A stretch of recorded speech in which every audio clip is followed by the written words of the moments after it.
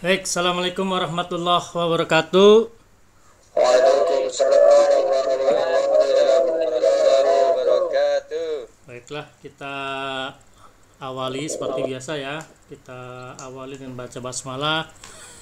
Bismillahirrahmanirrahim. Bismillahirrahmanirrahim. Baik, teman-teman, ini di siang hari yang suntuk ya. Suntuk. Mudah-mudahan nggak Suntuk dan ngantuk. ngantuk ya, nggak apa-apa lah, sekali-kali ya. Oke, saya tampilkan dulu.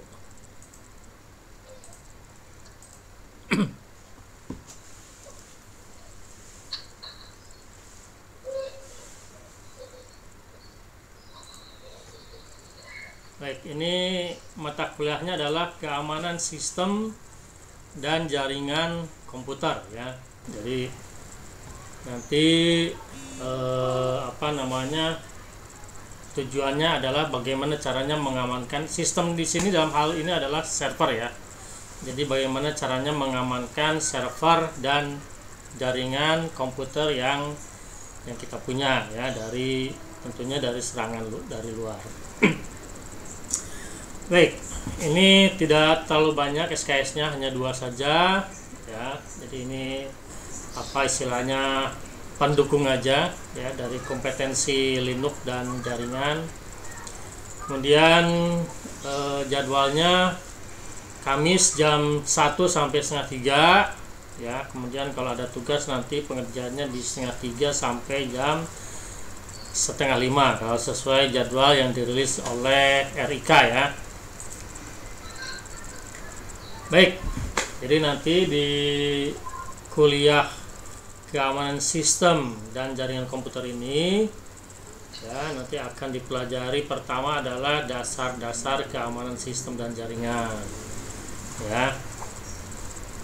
Jadi keamanan sistem jaringan tentunya erat kaitannya dengan keamanan sistem informasi sebetulnya. Jadi informasi itu hal yang sangat penting ya, yang harus dijaga dari pihak-pihak yang tidak berwenang ya. Oke, kemudian yang berikutnya nanti kita akan mempelajari bagaimana cara melakukan enkripsi dan dekripsi data. Nanti di situ ada kriptografi ya. Ada kriptografi, ada steganografi. Kemudian berikutnya kita akan mempelajari cara mengamankan server Linux ya. Jadi secara umum, misalnya bagaimana agar grabnya nanti tidak sembarang orang bisa masuk ke grab kita ya. Jadi nanti bisa di password misalnya gitu ya. Lalu selanjutnya ada firewall ya. Baik firewall untuk server sendiri maupun untuk mengamankan jaringan komputer secara keseluruhan ya. Lalu berikutnya ada proxy, ada VPN, nanti proxy-nya pakai Squid, VPN-nya pakai OpenVPN. Nah, ini proxy, VPN, IDPS itu erat kaitannya dengan jaringan komputer ya. Itu. Jadi udah mulai ke mengamankan jaringan komputer ya. Jadi di sistemnya sendiri ada kalau untuk data ya, enkripsi, dekripsi itu erat dengan keamanan data. Keamanan servernya ada di konfigurasi server Linux. Nanti ada AppMore juga ya, pakai AppMore. Ada firewall. Nah, firewall ini bisa server, bisa jaringan ya. Yang khusus jaringannya ada di proxy, VPN, dan IDPS ya. IDPS itu Intrusion Detection and Prevention System ya, sistem pendeteksi dan pencegah intrusi. Terus itu gangguan ya gitu. Oke, jadi ini kira-kira ya gambarannya pertemuannya adalah seperti ini. Mudah-mudahan dapat sesuai ya dengan yang kita rencanakan. Jadi pertemuan pertama hari ini pengantar aja ya. Kemudian pertemuan kedua tentang steganografi, pertemuan ketiganya kriptografi ya, 2 pertemuan ya. Karena ini kemungkinan pertemuan pertama itu tentang teorinya, pertemuan keduanya tentang praktikumnya ya. Lalu pertemuan kelima keamanan server Linux ya. Lalu keenamnya membahas masalah AppArmor ya. Kalau di CentOS itu Shell Linux ya, kira-kira seperti itu. Lalu ada firewall, nanti membahas tentang IP table ya, firewallnya menggunakan IP table. Nanti pertemuan ke-8 UTS. Lalu pertemuan ke-9 firewall dengan UFB. Nah, UFB ini firewall yang spesifik di Ubuntu ya. Kalau di CentOS biasanya pakai firewall D namanya ya. Kemudian ke-10 dan 11-nya tentang proxy. Pertemuan ke-12-13 tentang VPN, dan 14-15-nya tentang IDPS ya. Oke, ini tuh yang nanti kita perlukan. Kita tetap menggunakan Ubuntu server ya. Ubuntu server sebisa mungkin Ubuntu servernya menggunakan virtual aja ya, biar enggak membuat efek ke Linux Ubuntu desktopnya ya. Kemudian nanti untuk steganografinya kita gunakan SegHide. Untuk enkripsinya menggunakan OpenSSL dan GNU-PG ya. Lalu ada AppArmor ya. Kemudian ada IP table dan UFB. Untuk proxy kita gunakan Squid. Lalu VPN-nya menggunakan OpenVPN, dan untuk IDPS-nya menggunakan File2Ban dan Snort ya. File2Ban untuk standalone ya, sedangkan untuk jaringannya pakai Snort nanti ya, kira-kira begitu ya. Untuk referensi modulnya sebenarnya belum jadi ya. Belum jadi. Kemudian mudah-mudahan ya sedapatnya ya nanti insya Allah. Lalu ada keamanan sistem informasi berbasis internet, ini karangannya Budi Rarjo ya. Jadi Pak Budi Rarjo ini orang ITB, terkenal sebagai pakar jaringan ya, pakar jaringan. Kemudian ada manajemen keamanan informasi dan internet, ini karangannya Profesor Ricardus Eko Indrajit ya. Dulu ini ketua Aptikom kalau nggak salah ya. Kemudian berikutnya Hardening Linux ya, karangan James Turnbull, tapi ini agak-agak lama ya, 2005. Lalu ada Maximum Linux Security, nanti ini saya sertakan di Pijar ya, filenya ya, file editnya. Oke, untuk komponen penilaian sama ya. 15% untuk afektif, 20% untuk tugas dan presentasi. Kalau ada presentasi mungkin, kalau pengennya sih ada satu kali ya. Tapi satu kali berarti harus ngambil satu pertemuan tuh ya. Waduh, bisa 2 pertemuan malah. Makanya agak-agak saya untuk presentasi agak beratnya di situ ya, karena perlu waktu banyak, kecuali bisa di luar jam kuliah tuh ya. Itu ini agak repotnya untuk presentasi ini. Lalu untuk UTS 30% dan UAS-nya 35%. Oke, untuk ini rencana perkuliahan, ada yang mau ditanyakan silahkan.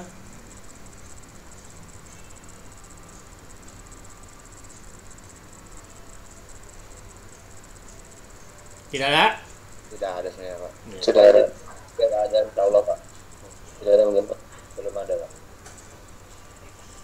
Kayaknya pada ngantuk nih, nggak apa-apa lah ya. Sambil terkantuk-kantuk ya, yang penting kan nggak terlihat ya. Oke, kita lanjut ke materi. Materinya juga ini teori ya, jadi saya yang capek ini. Nggak apa-apa lah ya, pertemuan pertama ya. Nanti di pertemuan berikutnya akan lebih banyak prakteknya ya. Oke. Ini ya, pengantar keamanan sistem dan jaringan komputer. Nah, ini ada apa nih? Semacam kutipan ya. Computer security is preventing, mencegah ya, mencegah penyerang, attacker ya, dari mendapatkan objek ya melalui akses yang tidak berhak ya, atau penggunaan komputer dan network yang tidak berhak ya. Jadi prinsipnya itu aja sebetulnya ya, mencegah orang mendapatkan yang dia seharusnya nggak boleh ya. Oke. Jadi masalah keamanan ya di mana-mana ya, sebetulnya tidak hanya di komputer saja ya, di real dari sisi aspek fisik juga ya. Misalnya kita punya kantor, punya mall, punya gedung, tentu kita harus memperhatikan aspek keamanan ya. Makanya di situ kita biasanya kalau terutama gedung ya atau komplek perumahan ya, kalau rumah mungkin kalau rumah kecil jarang ada satpam gitu ya. Tapi kalau rumahnya rumah besar ya, orang-orang kaya lah gitu ya, rumah besar ataupun komplek perumahan ataupun komplek perkantoran ya, mall gitu, pasti ada satpamnya ya, satuan pengamanan, karena faktor keamanan ya merupakan ya aspek yang termasuk penting ya. Demikian pula di sebuah sistem informasi ya, keamanan dari sistem informasi itu merupakan aspek yang penting dan malah salah satu yang harusnya prioritasnya tinggi ya. Nah, tapi seringkali ya karena menganggap bahwa ya mungkin selama ini aman-aman aja gitu ya, seringkali kan begitu ya. Jadi ini keamanan ini seringkali tidak mendapat prioritas ya, kurang mendapat perhatian ya. Dan ya mungkin bisa dibilang prioritasnya ya orang akan ngeh ketika keamanan itu penting ketika sudah ada kejadian ya, sudah terjadi misalnya ada pencurian gitu ya. Kalau selama itu tidak ada, biasanya orang akan ya santai-santai aja ya, selama ini juga aman gitu ya, gitu ya. Jadi kalau misalnya sektor keamanan ini mengganggu performance ya dari sistem ya, jadi biasanya malah keamanan dikurangi ya. Dan bisa jadi itu termasuk di perkantoran, karena gini, biasanya kalau pengen aman pasti kenyamanan berkurang gitu ya, pasti itu ya. Misalnya kita masuk, apalagi kalau kita masuk ke perkantoran di segitiga emas Jakarta ya. Ada yang tahu nggak segitiga emas di Jakarta tuh di mana? Nggak tahu kak. Nah, ini kalian harus tahu nih ya. Jadi Sudirman ya, daerah Sudirman, Kuningan, Gatot Subroto itu namanya segitiga emas ya. Nah, rata-rata perkantoran itu ada di situ ya, perkantoran pusat bisnis di Jakarta lah ya, pusat bisnis perkantorannya, tapi ya perkantorannya itu ada di situ. Dan rata-rata orang menginginkan bekerja di segitiga emas itu ya. Kalian boleh juga memimpikan untuk bisa kerja di sana ya, mudah-mudahan ya. Tapi kalau saya merasa nggak cocok ya, karena seringkali jadi sisi humanisnya berkurang ya kalau di daerah situ ya. Jadi yang saya lihat bahwa kok ini kayaknya orang mikirnya duit gitu ya. Tapi nggak apa-apa ya, kalau mau mencoba, kayak saya udah pernah juga di situ ya. Waktu awal kerja kan saya udah cerita ya, awal kerja kan di UI terus pindah ke daerah Gatot Subroto tuh pernah ya gitu. Jadi udah pernah lah ya, jadi udah pernah merasakan pagi-pagi bermacet-macet hanya untuk ke kantor, bisa jadi 2 jam di jalan baru nyampe kantor ya. Nah, gitu. Jadi silakan kalian kalau mau memimpikan untuk bekerja di sana ya, karena emang rata-rata perkantoran yang elit itu adanya daerah sana ya. Nah, jadi kembali ya, saya pernah ke perkantoran daerah sana ya. Ketika masuk itu di lobi ya, kita harus lapor ya. Biasanya nanti kita tuker tuh KTP dengan kartu pas ya, kartu pas. Nah, ketika mau masuk lift itu nanti kita ditukar lagi tuh ya, kartu pas kita tuker. Nanti kita ditukar dengan kartu yang misalnya kita mau ke lantai 10. Nah, jadi kita nanti mau masuk lift itu ya menggunakan kartu itu, dan hanya bisa turun atau berhenti liftnya di lantai 10. Tidak bisa di lantai yang lain. Nah, itu ya. Belum nanti masuk ke kantornya. Masuk kantornya harus pakai kartu lagi atau lapor satpam lagi. Nah, berapa lapis tuh? Udah 3 lapis. Ya, kurang nyaman ya. Kalau desa kurang nyaman. Ya, makanya lebih enak sebetulnya kantornya di perumahan aja gitu ya. Mau 24 jam, mau sampai nginep bebas. Kalau di perkantoran yang ada di segitiga emas gitu nggak bisa ya, nggak bisa sampai nginep itu, mungkin harus lapor segala macam, repot ya. Jadi sekali lagi bahwa faktor keamanan itu akan berbanding terbalik dengan faktor kenyamanan ya. Kalau ingin semakin aman, maka pasti kenyamanannya akan makin berkurang ya. Mungkin pernah ada yang tahu waktu ada bom bom Kuningan ya. Nah, waktu ada bom Kuningan itu setelahnya, wah itu kalau mau masuk gedung-gedung perkantoran itu ribet banget ya, badan diperiksa, tas diperiksa segala macam ya, karena demi keamanan. Jadi kenyamanannya pasti akan berkurang ya. Nah, demikian pula di dalam sistem informasi ya. Jadi kalau kita ingin mengakses suatu informasi agar aman, jadi yang berhak mengakses itu orang yang sesuai ya, pasti tidak akan terlalu nyaman ya, nggak akan bisa langsung mengakses begitu aja, tapi harus pertama biasanya memasukkan username, nanti berikutnya password ya. Kalau kalian udah ada yang punya ini nggak rekening bank, buku tabungan? Siapa ya? Hah? Ada, Pak. Ada ya? Sudah, nah, ada. Ada yang pakai mobile banking nggak? Saya pakai, Pak. Nah, biasanya kan Pakai, Pak. ya pertama masukkan kalau kita mau akses rekening bank kita pakai mobile banking. Saya kebetulan pakai CIMB nih ya. CIMB itu pertama masukkan username. Nah, nanti kita akan dikasih namanya OTP ya, one time password tuh. Ya kan? Nah, gitu. Kalau yang punya saya itu 4 angka ya, 4 angka. Kalau 4 angka aja saya kadang-kadang susah ngapalinnya. Jadi kalau lebih dari situ mungkin agak merepotkan juga ya. Nah, artinya kan tidak terlalu nyaman juga ya.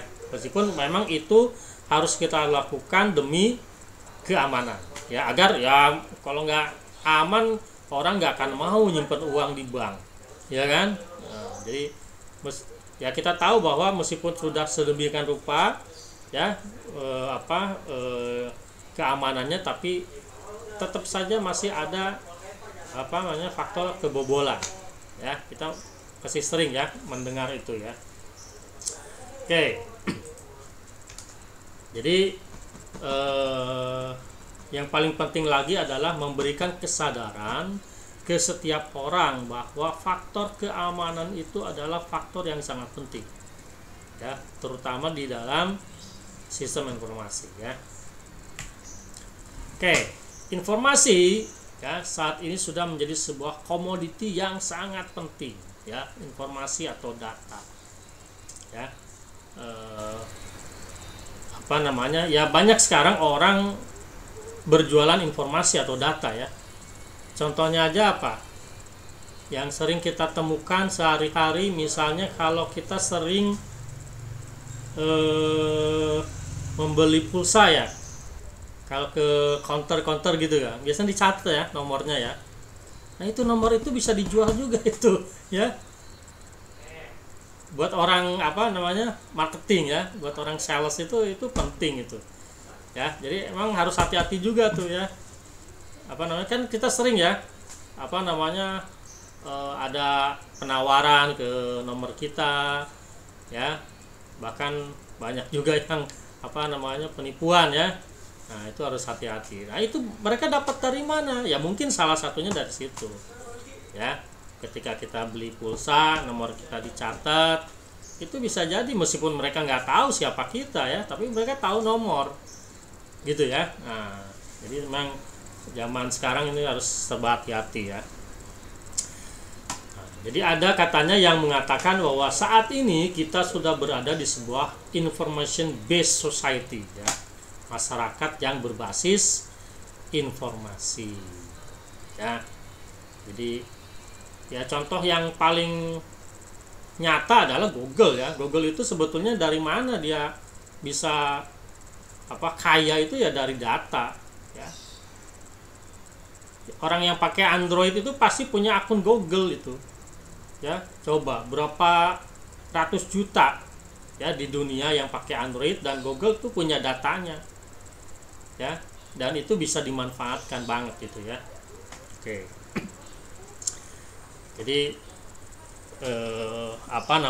zaman sekarang privasi kita itu kayaknya udah nggak ada ya. Data kita udah tersimpan di berbagai server internet ya. Bisa jadi kita repot juga, apalagi kalau sudah CCTV di mana-mana, satelit ya, TV satelit gitu ya. Waduh, repot juga ya. Jadi harus hati-hatilah ya untuk saat ini ya. Baik, kemampuan untuk mengakses dan menyediakan informasi secara cepat dan akurat menjadi sangat penting ya bagi sebuah organisasi, baik organisasi komersil atau perusahaan, lembaga pendidikan ya, lembaga pendidikan bisa sekolah, bisa perguruan tinggi ya, lembaga pemerintahan maupun individu ya. Nah, hal ini dimungkinkan dengan perkembangan pesat di bidang teknologi, komunikasi dan informasi ya, atau teknologi komputer dan telekomunikasi ya. Nah, jadi saat ini ya orang berlomba-lomba bagaimana caranya menghadirkan informasi yang cepat ya. Kalian mungkin pernah ada yang sering baca Detik nggak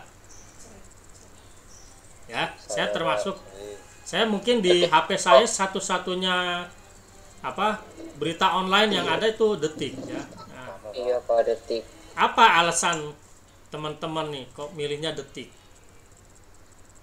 Lebih update. Nah, paling utama adalah dia bahkan ketika kejadian baru aja dia langsung ada beritanya meskipun belum lengkap ya. Jadi mungkin judul pertama adalah terjadi kecelakaan bot mungkin belum isinya baru sedikit, tapi dia udah menginformasikan dengan sangat cepat. Mungkin dari kejadian itu nggak sampai hitungan menit itu langsung sudah muncul beritanya di Detik ya, terutama untuk berita-berita yang ya mungkin bisa viral atau heboh ya. Nah, itu Detik itu paling cepat itu. Baru berikutnya nanti dia update lagi, baru lebih detail. Nah itu sebenarnya yang saya suka di situ, meskipun kadang-kadang jadi kalau banyak komentarnya banyak yang nyinyir juga ya, saya nggak suka tuh, makanya kadang-kadang kalau komentarnya saya nggak pernah baca ya. Tapi itulah ya kelebihan dari Detik itu adalah bahwa dia mampu menyajikan informasi yang sangat cepat ya, makanya dia unggul di antara berita-berita online yang lain ya. Kalau kayak Kompas, Republika itu nggak terlalu update itu ya. Jadi dia masih sebatas memindahkan media cetaknya ke media internet ya. Tapi untuk hal kecepatan, Detik itu paling bagus ya. Makanya saya sampai saat ini masih yang saya ini kan ya Detik lah ya. Itu.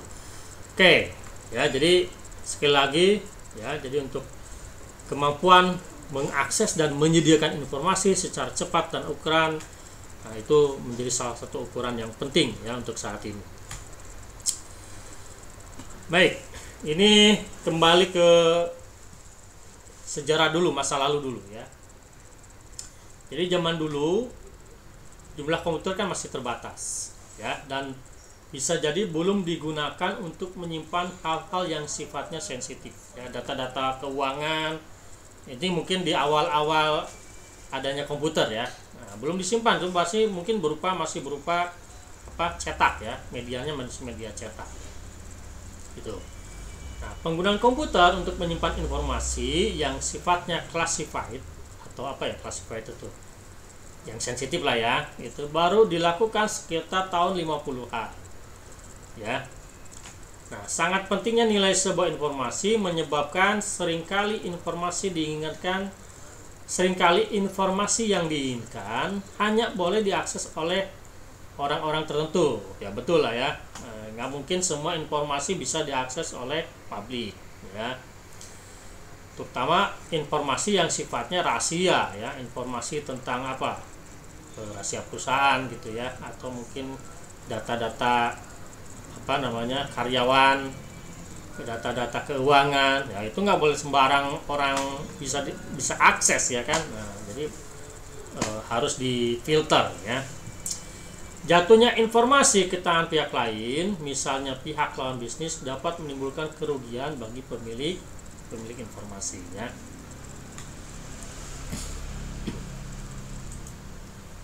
Nih contoh misalnya ya, informasi tentang produk yang sedang dalam pengembangan ya, itu tentu sifatnya rahasia ya. Kalau misalnya bocor ya nanti keduluan perusahaan lain ya. Kemudian algoritma dan teknik yang digunakan untuk menghasilkan produk tersebut, nah itu juga tidak boleh bocor ya. Jadi keamanan dari sistem informasi yang digunakan harus terjamin dalam batas yang dapat diterima ya.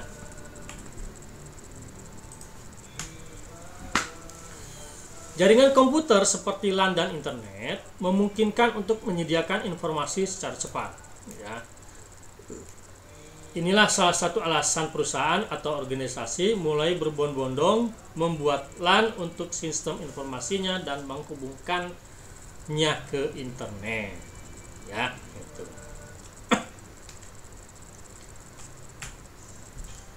Terhubungnya LAN atau komputer ke internet membuka potensi adanya lubang keamanan atau security hole yang tadinya bisa ditutupi dengan mekanisme keamanan secara fisik ya.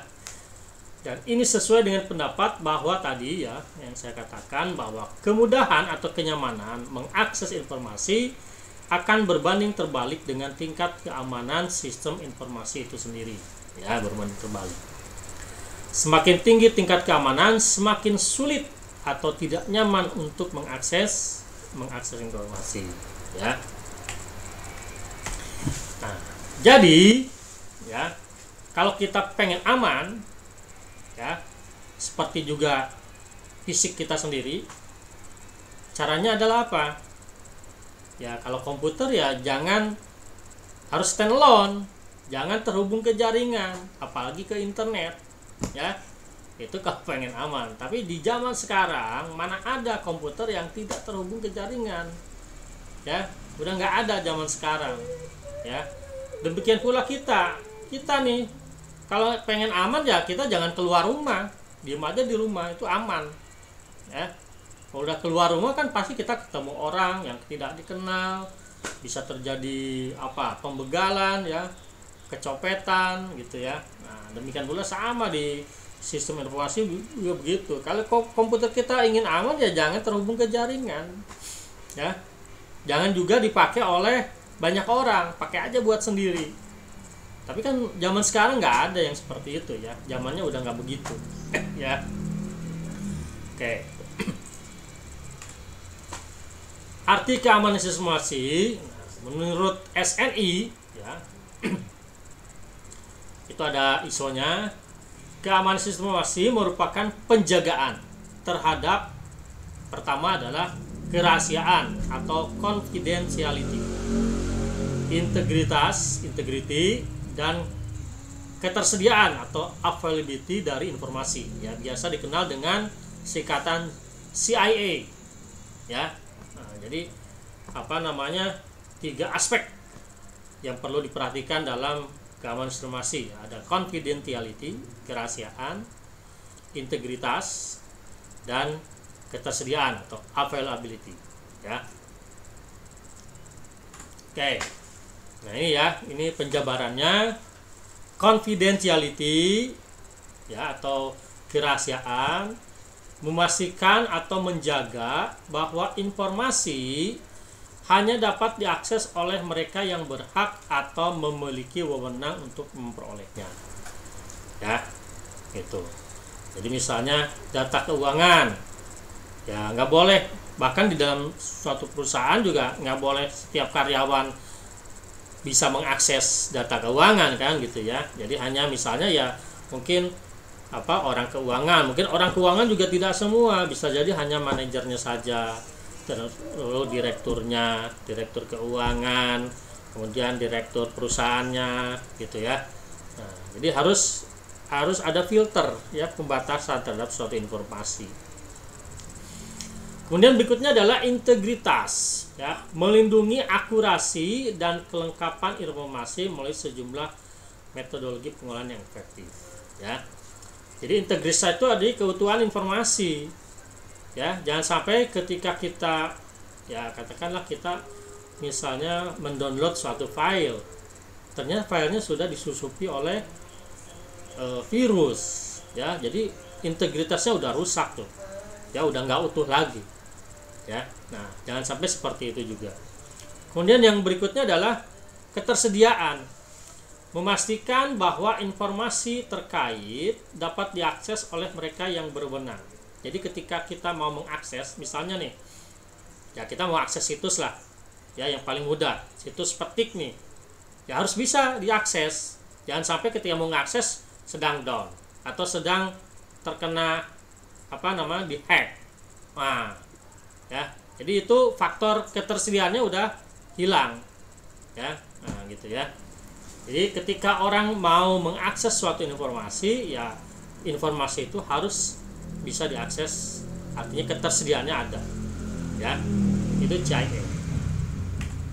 Nah, sebenarnya yang utama tiga ini, tapi biasanya, ya, banyak yang menambahkan nih aspek-aspek lainnya, ya. Diantaranya ada autentikasi, ya. Otentik ya, otentik itu artinya asli, ya.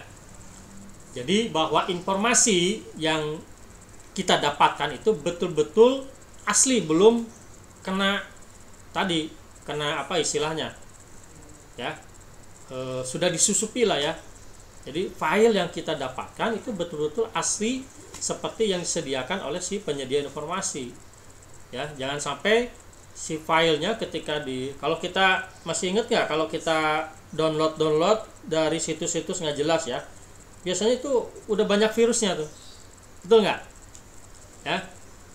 Nah, jangan sampai seperti itu, ya. Jadi harus file yang kita dapatkan, yang orang pengen dapatkan itu betul-betul utuh, ya, asli. Kemudian kontrol akses, ya. Akses kontrol, ya, cara pengaturan akses kepada informasi, ya, itu juga penting, ya. Dan yang terakhir di sini, ya, mungkin ada, kalau di yang lain bisa jadi ada yang lebih dari, kalau ini berapa, 6, ya, ini 6, bisa aja ada yang lebih 6, ya. Nah, yang terakhir di sini adalah non repudiation, ya. Jadi memastikan agar seorang tidak dapat menyangkal telah melakukan sebuah transaksi, ya.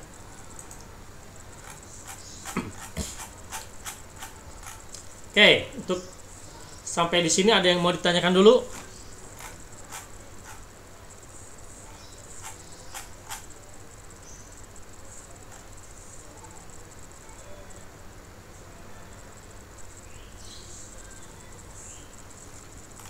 Ya.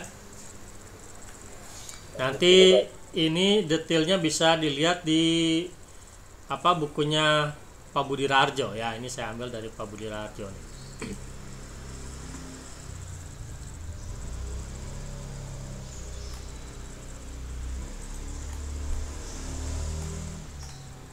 Ini banyak ya, tapi mungkin nanti ya kalian bisa pilih-pilih aja lah ya. Tuh, ini saya ambil dari mana-mana soalnya nih ya, banyak kan dari Pak Budi ya.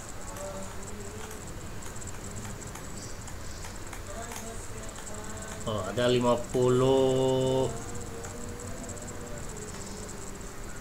ya, 50 slide ya.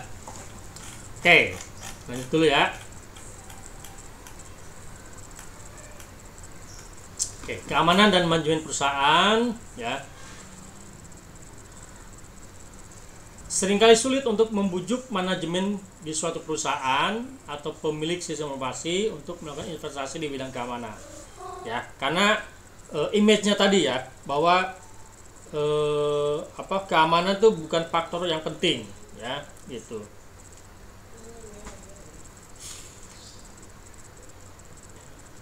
Di tahun 97, majalah Information Week melakukan survei terhadap 1271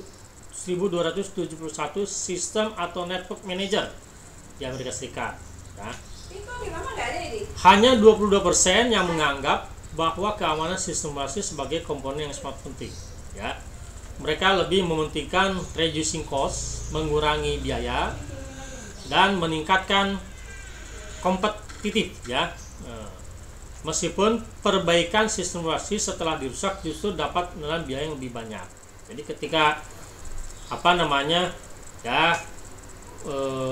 yang paling mudah mungkin websitenya kena hack.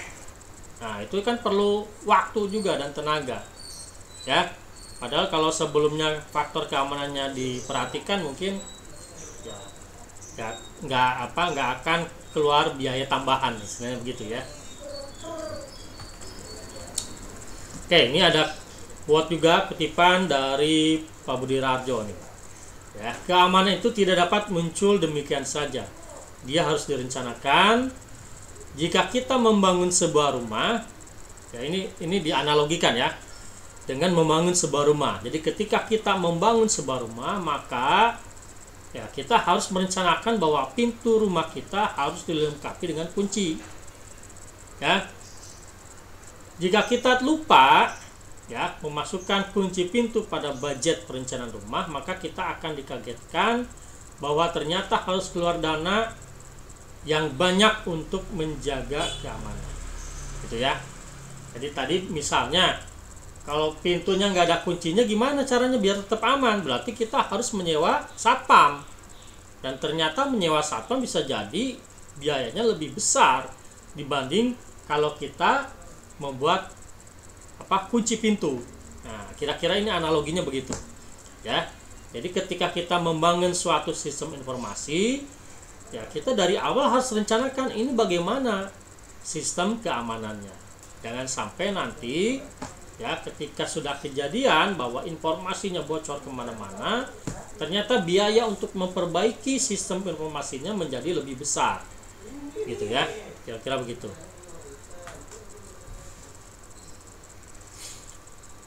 Meskipun sering terlihat sebagai besaran yang tidak dapat langsung diukur dengan uang, nah ini termasuk sebetulnya investasi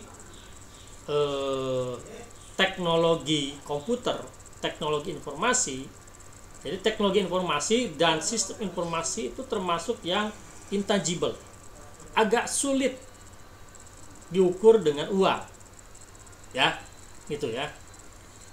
Jadi kebanyakan perusahaan masih membandingkan dengan seperti itu. Dengan hal ini kalau misalnya untuk katakanlah gini ya. Dulu di awal-awal ya yang paling gencar membuat ATM itu setahu saya BCA dulu ya, di awal-awal adanya teknologi informasi. Padahal kalau kita lihat ya, kalau kita hitung ya, biaya untuk membuat ATM itu bisa jadi besar banget ya, agak sulit mengukur dengan ini untungnya berapa. Kalau kita misalnya kita tahu kalau BCA itu dulu ada pepatah tiap tikungan ada tuh ATM BCA, kira-kira begitu ya. Nah, BCA itu paling gencar dulu membuat ATM. Padahal kita tahu satu ATM mungkin memerlukan biaya yang tidak sedikit, ya. Tapi mereka berani, dan ternyata benar kan, bahwa mereka menjadi bisa dikatakan bank nomor 1, ya minimal untuk swasta ya di Indonesia. Bisa jadi juga bisa mengalahkan yang bank-bank pemerintah tuh, ya. Nah mereka berani tuh menginvestasikan untuk dari sisi infrastruktur, teknologi informasinya, ya. Memang ini intangible, artinya tidak bisa langsung diukur dengan uang, ya. IT dan juga keamanan, ya, keamanan sistem informasi. Tapi sebetulnya katanya keamanan sebuah sistem informasi sebetulnya dapat diukur dengan besaran yang dapat diukur dengan uang, ya. Jadi banyak orang akhirnya membuat cara agar keamanan sistem informasi bisa diukur dengan uang. Gimana caranya, gitu ya. Jadi kalau sudah bisa diukur dengan uang, ya, dengan ukuran yang terlihat, diharapkan bahwa si pihak manajemen itu dapat mengerti pentingnya investasi di bidang keamanan, ya. Karena kebanyakan pimpinan perusahaan rata-rata baru ngeh pentingnya keamanan ketika sudah terjadi katakanlah pencurian sistem informasi, ya. Nah ini contoh nih, ya. Contohnya makanya membandingkannya begini. Hitung kerugian apabila sistem informasi Anda tidak bekerja selama 1 jam, selama 1 hari, 1 minggu, 1 bulan. Sebagai perbandingan, nah ini, ya, kita bisa bayangkan jika server Amazon, ya, termasuk AWS-nya itu, ya. Nah, AWS kan punya Amazon juga, dan banyak sekali perusahaan yang basisnya sistem informasi itu di hostingnya di Amazon, di AWS, ya. Kita bisa bayangkan kalau misalnya si Amazon itu down, nggak bisa diakses, ya, katakanlah 1 jam aja, ya. Nah itu bisa dibayangkan berapa kerugiannya. Atau bahkan kemarin, ya, yang paling hangat kemarin, apa yang kemarin nggak bisa diakses? Google, ya. Nah, Google juga kejadian tuh, ya. Kalau nggak salah 1 minggu yang lalu, ya, kalau nggak salah, ya. Nah, hampir di seluruh dunia orang teriak tuh, ya kan? Orang teriak di seluruh dunia tuh, karena hampir setiap orang sekarang sangat bergantung ke server Google, ya. Karena hampir setiap orang punya HP Android tuh. Mau nggak mau bergantung ke Google. Kalau server Google-nya down, waduh, bisa dibayangkan, ya. Mungkin ada yang lagi bertransaksi, tiba-tiba nggak bisa kan, waduh, berapa hilang tuh, ya.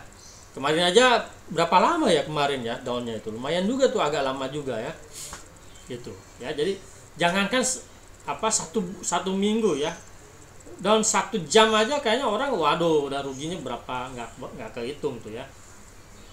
Nah kalau sini dibayangkannya dengan berapa juta dolar, waduh, pakai dolar lagi, gimana coba, ya.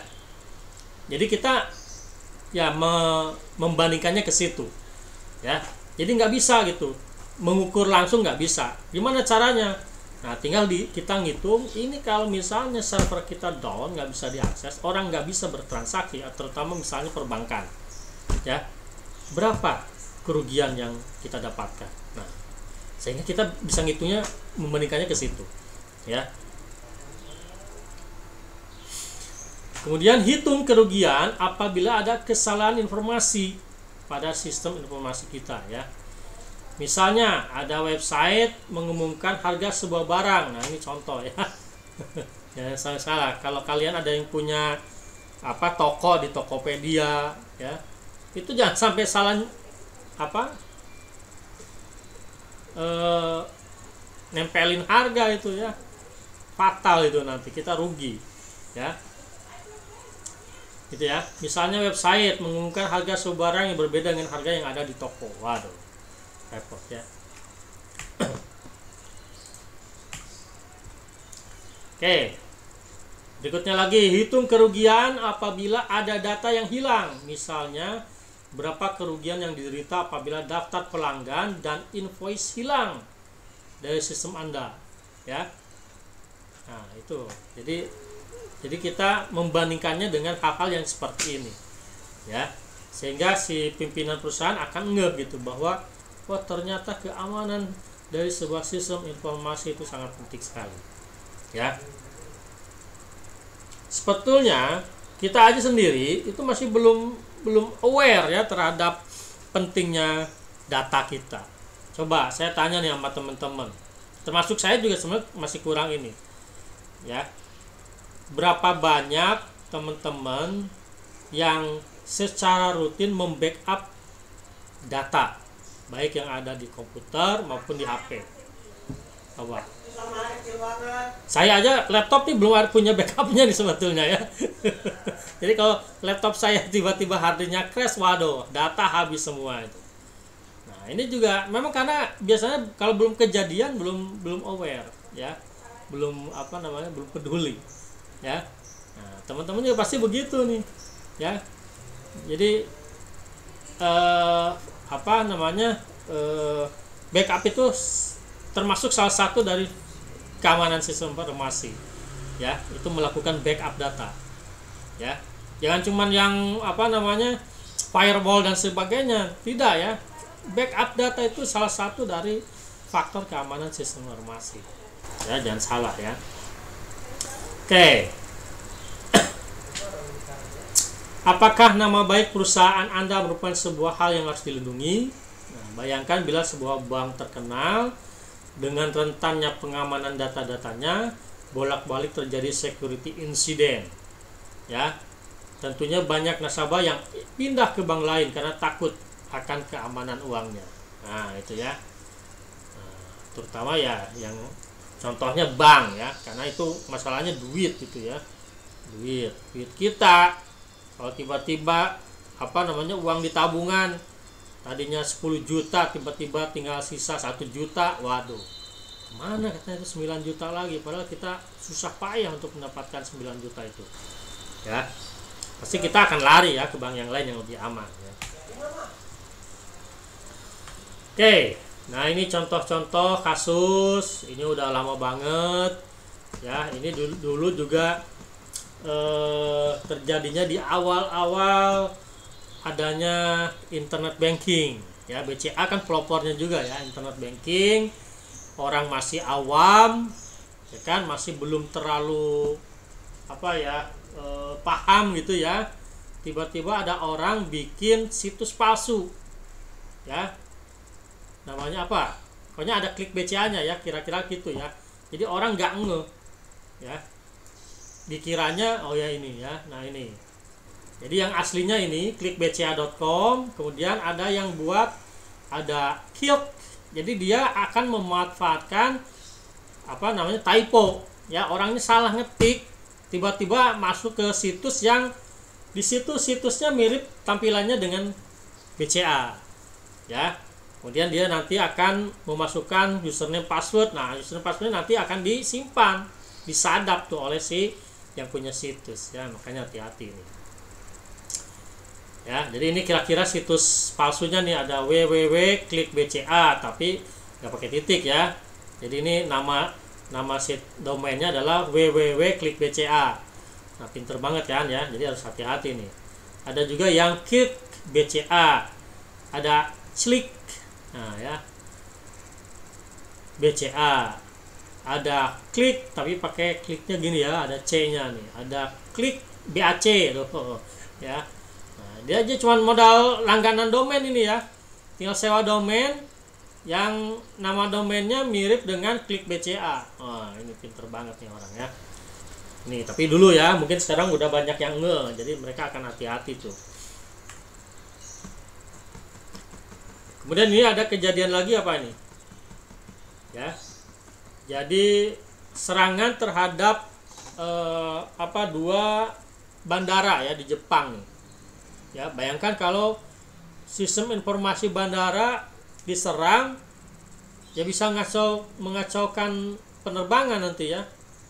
Nah, bisa jadi nanti misalnya ada pesawat yang harusnya belum boleh mendarat disuruh mendarat. Waduh, bahaya banget ya. Oke, ini kasus yang lainnya ya. Hacker post S bertindak sebagai teman di FB kemudian mencuri passwordnya. Nah, ini harus hati-hati ya. Upaya pengamanan sistem informasi menyangkut kebijakan, prosedur, proses, dan aktivitas untuk melindungi sistem informasi dari berbagai jenis ancaman dan serangan yang dapat menyebabkan terjadinya kerugian bagi kelangsungan hidup organisasi ya. Pengelolaan terhadap keamanan dapat dilihat dari sisi pengelolaan resikonya, risk management ya.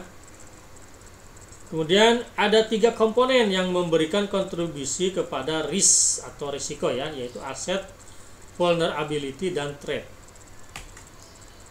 Aset, contoh aset apa? Menurut Budi Harjo ada hardware, softwarenya sendiri, dokumentasi, data, komunikasi, lingkungan, dan manusianya sendiri ya,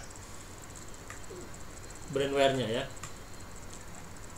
Kerentanan atau vulnerability, kelemahan atau kesalahan yang dapat menyebabkan terungkapnya atau tereksploitasinya informasi. Kerentanan bisa diakibatkan oleh bugs dan flaws ya.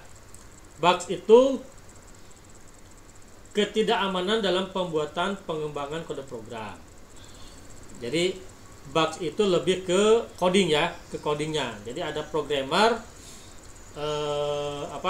salah bikin codingnya ya, jadi masih ada bug gitu. Kalau flaw itu dari desain ya, desain misalnya ada orang bikin aplikasi, ternyata dari desain aplikasinya udah salah ya gitu. Itu bedanya bugs dan flaws ya. Nah, ini ya, ini bugs, ini flaw, ini detailnya ya, nanti baca aja lah. Nah, yang ketiga, ancaman, threat adalah istilah umum untuk objek, orang-orang yang menimbulkan potensi bahaya untuk aset melalui serangan ya. Aktor-aktor yang menjadi ancaman yang pertama adalah manusia ya. Manusia juga bisa internal ya. Internal itu misalnya perusahaan nih, jadi yang jadi ancaman bisa karyawannya sendiri, stafnya sendiri ya. Jadi ancaman tidak melulu dari luar, bisa juga dari dalam. Bahkan partner ya, partner itu berarti kan orang yang dikenal ya. Kalau eksternal mungkin yang tidak dikenal ya, ada pencuri tapi pencurinya orang lain. Tapi bisa jadi partner ini artinya orang-orang yang sudah biasa keluar masuk ke gedung kita ya gitu ya. Bisa juga dari stafnya sendiri ya, orang dalam. Dan justru resiko paling tinggi itu dari internal ya. Kalau eksternal kan ya agak susah untuk masuk juga ya. Masuk ke gedung dia harus lapor satpam, harus melewati satpam, nanti melewati pintu kunci dan sebagainya. Tapi orang dalam dia kan bebas keluar masuk ya. Jadi kita jangan sampai memasukkan orang yang tidak bisa dipercaya ya, yang punya niat buruk, hati-hati ya. Jadi untuk memilih karyawan itu harus selektif ya, harus melalui tes. Harusnya tes yang selektif banget ya. Kemudian ada serangan alam ya, bencana alam, disaster nih. Kemudian ada ancaman karena fisik, kerusakan perangkat misalnya ya. Kemudian aksi-aksi ancaman, ada kredensial, ada malware, spyware, keylogger ya. Kemudian ada phishing. Phishing itu apa? Pencurian data ya, phishing. Oke, ancaman menurut Budi Harjo yang pertama adalah justru usernya sendiri ya. Bisa kemudian teroris, kecelakaan, accident, cracker ya. Lalu ada penjahat kriminal, ada nasib juga. Kemudian ada intel luar negeri itu kalau negara ya. Kalau negara bisa jadi spionase ya. Oke, ini kita lewatin aja. Ini ya, berita tentang kejadian jebolnya keamanan ya. Tahun 97 nih, seorang hacker dari Massachusetts berhasil mematikan sistem telekomunikasi di sebuah airport lokal ya, sehingga mematikan komunikasi di control tower dan menghalau pesawat yang hendak mendarat gitu ya. Nah, ini bahaya banget kan, bandara kena jebol ya. Kemudian tahun 2000 ya, tanggal 7 sampai 9 Februari, beberapa web terkemuka di dunia diserang oleh DDoS ya, Distributed Denial of Service Attack, sehingga tidak dapat memberikan layanan selama beberapa jam ya. Contohnya ada Yahoo, eBay, CNN, Amazon. Itu situs-situs terkenal ya, kena juga.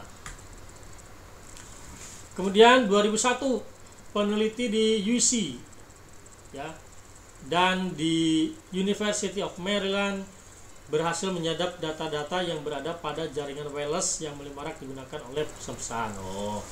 Ini ketika wireless mulai ada tapi faktor keamanannya belum bagus ya. Lalu Maret 2005, seorang mahasiswi dari UCSB dituduh, cari ya, saya banyak singkatan nih, dituduh melakukan kejahatan mengubah data-data nilai ujiannya. Wah, ini nih ya. Makanya ingat ya, jangan hanya memikirkan kepintaran tapi attitude dan integritas ya. Jadi kepintaran tuh nomor sekian nih ya. Kalau dia nggak benar, nggak jujur, ingat ya. Nah, mungkin pernah dengar cerita, saya nggak tahu juga itu benar atau tidak ya. Saya pernah baca juga ada orang Indonesia kalau nggak salah ya, dia orang yang pintar, mahasiswa itu ya pintar. Kemudian dia kalau nggak salah melamar ke perusahaan yang terkenal tuh ya, dia lulusnya memuaskan lah gitu ya, tapi ternyata tidak diterima oleh si perusahaan tersebut. Nah, ternyata alasannya kenapa? Ternyata kalau di luar negeri kan biasanya setiap orang punya catatan ya, termasuk catatan kriminal. Jadi di catatannya dia katanya pernah kalau nggak salah dia masuk ke atau naik bus tapi tidak bayar, dengan memanfaatkan kepintaran dia entah bagaimana caranya sehingga dia bisa masuk dan tidak perlu bayar, atau mungkin bisa masuk ke ke peron gitu ya, peron kereta dengan tidak bayar gitu. Nah, buat si mahasiswa hal itu dianggap sepele ya, itu kan artinya dia tidak jujur ya. Tapi si perusahaan itu pandangannya beda. Karena apa? Ya, dari hal sepele itu bisa berkembang menjadi besar. Ya. Ya, contohnya korupsi itu ya. Mungkin korupsi itu awalnya dia nolak ya. Bisa jadi awalnya nolak ya. Si pejabat-pejabat itu nolak karena, tapi lama-lama kan ini cuma sedikit. Nah, akhirnya diterima. Sedikit. Ini ucapan terima kasih gitu kan. Terima. Akhirnya menjadi kebiasaan dan dianggap bukan perbuatan dosa, sehingga akhirnya besarannya menjadi besar juga ya, nilai uangnya. Nah, sampai akhirnya dia tertangkap, baru dia sadar gitu ya. Jadi hati-hati ya. Oke, itu hal lainnya ya. Ini yang tadi ya, beberapa situs web Indonesia diacak-acak oleh cracker yang menamakan dirinya Fabian Clone dan Nation Odni ya. Indonesia tapi dibalik, Indonesia dibalik. Situs yang diserang termasuk Bursa Efek Jakarta, BCA, Indosatnet ya. Nah, tapi sekarang kayaknya udah masih ada sih ya, masih ada tapi udah jauh berkurang, berarti faktor keamanannya sudah diperhatikan nih.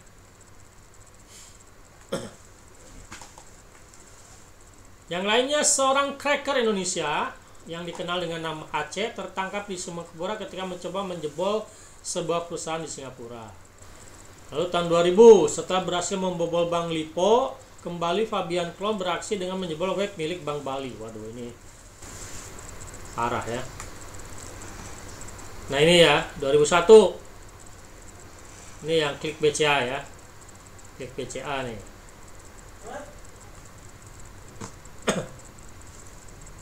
Oke, ini klasifikasi keamanan komputer. Ya. Kejahatan komputer dapat digolongkan kepada yang sangat berbahaya sampai ke yang hanya membuat kesal atau annoying, ya. Menurut David Aikow, berdasarkan lubang keamanan, keamanan dapat diklasifikasikan atau dikelompokkan menjadi 4. Keamanan fisik, ya. Lalu keamanan yang berhubungan dengan orang, personel, ya. Lalu keamanan dari data dan media serta teknik komunikasi data, ya. Dan keamanan dalam operasinya, ya. Ya, jadi keamanan, ya, sekali lagi di Indonesia terutama masih dianggap hal yang masih banyak yang abai, ya, diabaikan, ya. Bahkan gini, saya punya pengalaman, ya.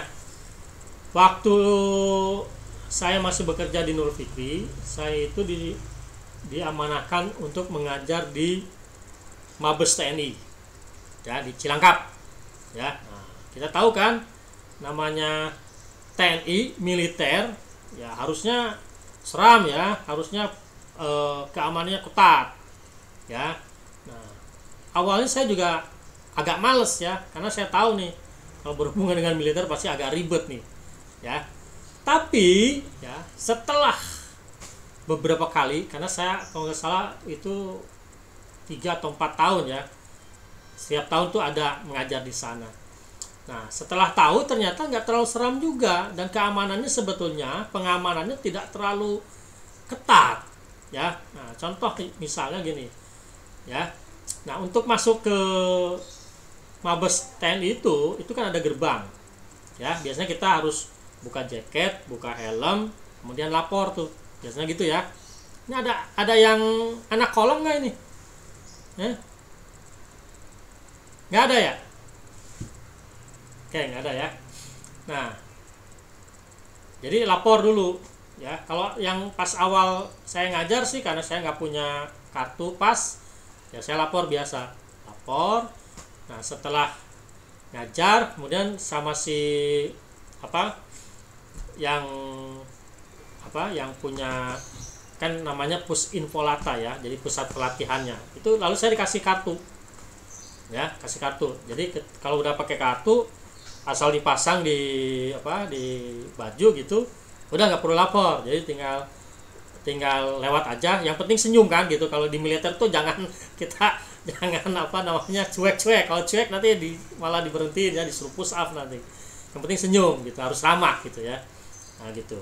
Nah, tahun berikutnya ketika saya disuruh ngajar lagi, nah itu kan kartu sebetulnya harusnya ada itu, ya, ada masa kadaluarsanya, ya. Tapi karena saya males lapor, saya pakai tuh kartu itu, ya, saya pakai, padahal itu udah kadaluarsa, ya. Saya biasa aja, seperti yang penting kita kan biasanya seperti orang yang terbiasa keluar masuk ke situ, ya. Ternyata ya aman-aman aja gitu, ya. Saya boleh masuk juga gitu, jadi nggak ada tuh dicegat, disuruh ngapain dulu gitu, nggak ada. Nah, jadi sekelas militer aja itu sebenarnya masih kalau saya lihat masih abai, ya. Dan masuk gedung juga nggak ada tuh, harus. Jadi saya lihat sudah pernah pakai, tapi ternyata rusak dan tidak dipakai lagi, ya. Gitu. Jadi ya itulah, ya. Malah lebih ketat yang tadi yang saya bilang di segitiga emas itu lebih ketat, ya, lebih aware, karena mereka kalau nggak salah di sana kan banyak perusahaan asing, ya. Ada perusahaan Jepang, ya, mungkin juga perusahaan dari mana, Amerika gitu, dari Inggris, ya, gitu. Malah lebih ketat, ya. Nggak bisa bener-bener, nggak bisa kita bisa begitu aja masuk, nggak bisa, ya. Oke, itu pengalaman aja, ya. Oke, serangan terhadap keamanan, ya, security attack, ya, itu dapat dilihat dari sudut peranan komputer atau jaringan komputer yang fungsinya adalah sebagai penyedia informasi.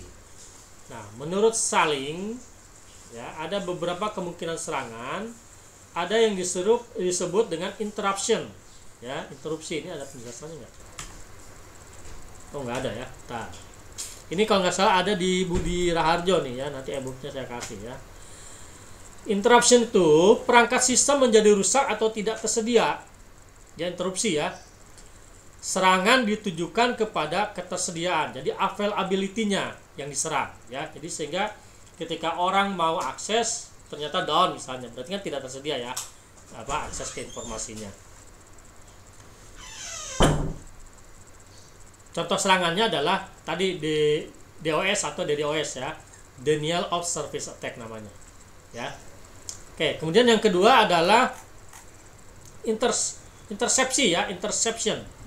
Ya, pihak yang tidak berwenang berhasil mengakses aset atau informasi. Ya, contohnya adalah penyadapan. Ya, penyadapan itu salah satu contoh interception.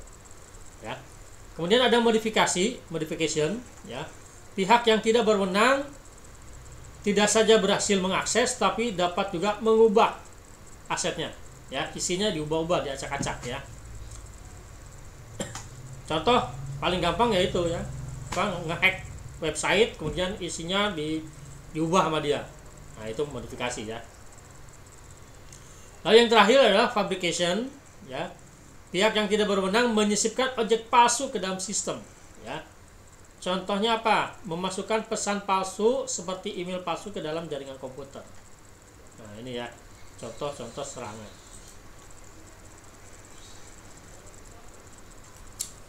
Oke, ini udah sedikit lagi ya. Internet merupakan ibarat jalan raya yang dapat digunakan oleh semua orang atau publik ya. Untuk mencapai server tujuan, misalnya kita mengakses suatu situs web ya. Nah, situs web kan akan ada di suatu server ya. Jadi untuk mencapai server yang ada situs webnya itu harus melalui beberapa perangkat sistem ya, ada router, gateway, host, atau perangkat-perangkat komunikasi lainnya yang kemungkinan berada di luar kontrol kita sendiri. Tentu saja ya. Gitu. Paling kita ya kalau kita bisa ngontrol ya kita yang ada di LAN aja paling ya. Itu keluar itu udah kontrol orang lain ya. Setiap titik yang dilalui memiliki potensi untuk dibobol, disadap atau dipalsukan. Ya. Kelemahan sebuah sistem terletak pada komponen yang paling lemah. Oke, ini yang terakhir bahas tentang hacker cracker. Ya, kalau kita belajar cyber security ini termasuk salah satu materinya. Ya, hacker cracker dan etika. Ya, hacker ini berdasarkan Hacker Dictionary ya adalah orang yang menikmati ya, who enjoys learning ya, yang sangat enjoy mempelajari hal-hal detail dari suatu sistem komputer ya, dan bagaimana untuk istilahnya meningkatkan kemampuan mereka ya, sebagai lawan dari end user ya, jadi pengguna komputer yang awam ya. Kemudian yang keduanya adalah orang yang who program, yang membuat program. Jadi programmer lah, ya programmer bisa dibilang sebagai hacker, ya. Jadi orang yang memprogram, menikmati melakukan membuat program dibandingkan theorizing ya, berteori tentang suatu program, ya. Jadi yang pertama adalah dikatakan hacker itu adalah orang yang punya pengetahuan tentang ilmu komputer yang mumpuni. Dan yang kedua adalah orang yang jago membuat program, ya. Ini definisi menurut Hacker Dictionary, ya. Jadi sebetulnya kalau dari definisi ini, ya, hacker itu sifatnya netral, tidak ada konotasi negatifnya. Ya, nah, tidak ada konotasi negatif. Jadi siapapun orang yang jago di dalam bidang komputer itu sebetulnya boleh disebut dengan hacker. Nah, jadi kalau teman-teman nih sudah belajar di sini ya mungkin merasa sudah jago, ya boleh menyatakan dirinya hacker gitu ya. Ya, jadi punya kemampuan lebih dibanding pengguna biasa. Nah, itu bisa disebut dengan hacker. Ya. Sementara itu menurut Concise Oxfordnya kurang D ya, Oxford English Dictionary, ya, hacker adalah person who or thing that hack or cuts wrongly. Ya, orang atau benda yang ngehack itu apa ya? Atau orang yang menggunakan komputer untuk hobi, ya, terkhusus untuk mencapai atau memperoleh data ya secara tidak berhak gitu ya. Nah, ini udah ada image negatifnya di sini ya, di kamus yang Oxford ya. Jadi istilah hacker sendiri masih belum baku ya. Jadi kita jangan terpaku dengan istilah ya. Kadang-kadang itu untuk menunjuk suatu benda itu istilahnya bisa beda-beda ya. Kadang-kadang ada istilah yang dibuat oleh akademisi, ada juga istilah yang dibuat oleh istilahnya pabrik ya gitu. Kadang-kadang di di dunia IT itu juga istilahnya udah macam-macam tuh, banyak istilah yang bisa jadi merujuk benda yang sama tapi istilahnya berbeda ya. Jadi kita jangan terlalu terpaku ya, jangan sampai berantem gara-gara istilah gitu ya istilahnya. Istilah hacker sendiri masih belum baku karena bagi sebagian orang hacker mempunyai konotasi positif, nah, seperti yang didefinisikan oleh Hacker Dictionary, sedangkan bagi sebagian lain memiliki konotasi negatif, termasuk yang didefinisikan oleh si Oxford ya. Bagi kelompok yang pertama biasa disebut dengan old school ya. Untuk pelaku yang jahatnya biasanya disebut dengan cracker. Nah, jadi kalau orang pintar komputer ya, tapi tujuannya untuk tujuan baik disebut hacker, tapi tujuannya jelek, jahat disebutnya cracker. Tapi batas antara hacker dan cracker sangat tipis. Batasan ini ditentukan oleh etika, moral, dan integritas dari pelaku sendiri. Nah, jadi makanya kenapa di petik ini ya, kalian tidak hanya belajar materi IT-nya aja, tapi belajar kepesantrenan ya. Jadi harapkan kalian setelah lulus tidak hanya jago IT-nya, tapi juga punya punya etika, punya moral, dan punya integritas ya. Jadi diawali dari sekarang ketika pembelajaran, jangan sampai kalian dapat nilai bagus tapi hasil nyontek, hasil nyontek dari orang lain, bukan hasil karya sendiri ya. Ingat tuh. Oke, setuju ya? Oke, demikian sudah selesai. Silahkan kalau ada yang mau ditanyakan.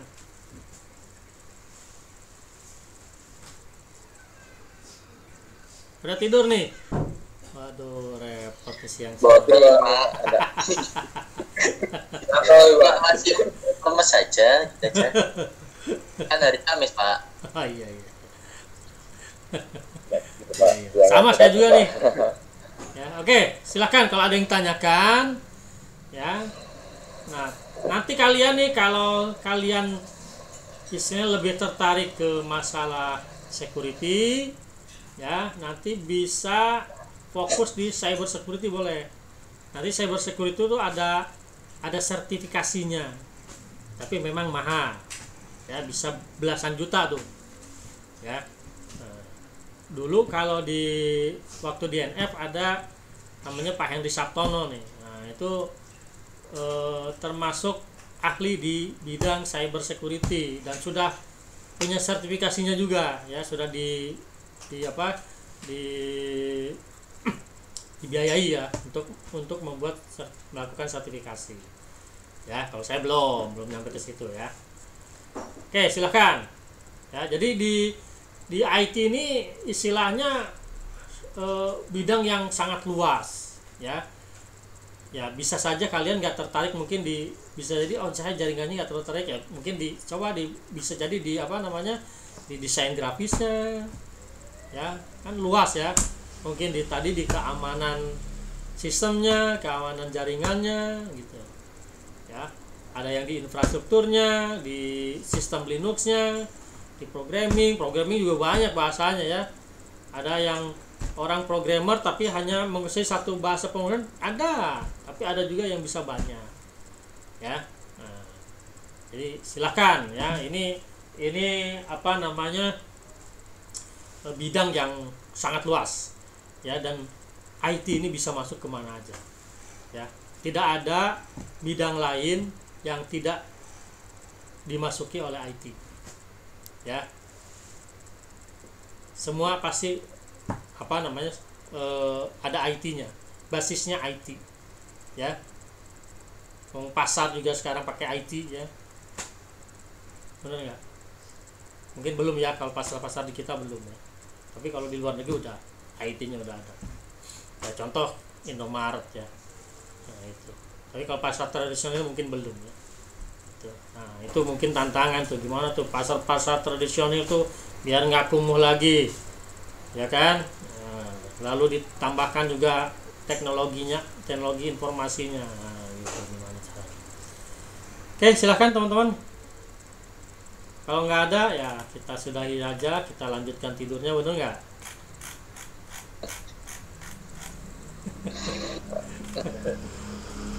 Wah, Kamal beneran tidur ini, nggak ada dia Kamal ya? Wah, bener-bener. Bisa jadi, Pak. Aduh, Ya, bener-bener. siang hadir Pak.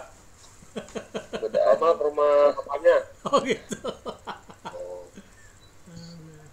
Habis kuliah langsung tadi pagi. Wah. Nggak tahu dia katanya. Oh, nggak tahu ada kuliah. Iya, tadi saya WA yang ibunya yang jawab. Ya, emang handphonenya cuma satu, Pak Wahyu. Yang Oh megang gitu. Nah, Bukannya dikasih jadwal sama Pak Nanang? Udah lupa kali. hanya ngatiinnya diangkat gitu. Ibunya juga lupa kali, kan tahu nggak ngeliat jadwal. Ingatnya semester 1. Iya deh. Oke deh. Ya, jadi untuk hari ini kita cukupkan aja, hanya pengantar aja. Nanti di pertemuan berikutnya sudah bahas tentang, kalian boleh baca-baca dulu tentang steganografi ya. Cara menyembunyikan pesan di dalam sebuah gambar atau media lain ya. Oke. Kita cukupkan, kita baca hamdalah. Alhamdulillahirabbil alamin. Assalamualaikum warahmatullahi wabarakatuh. Nah, oke, silakan kalau yang mau live.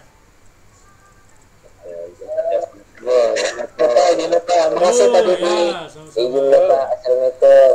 Waalaikumsalam.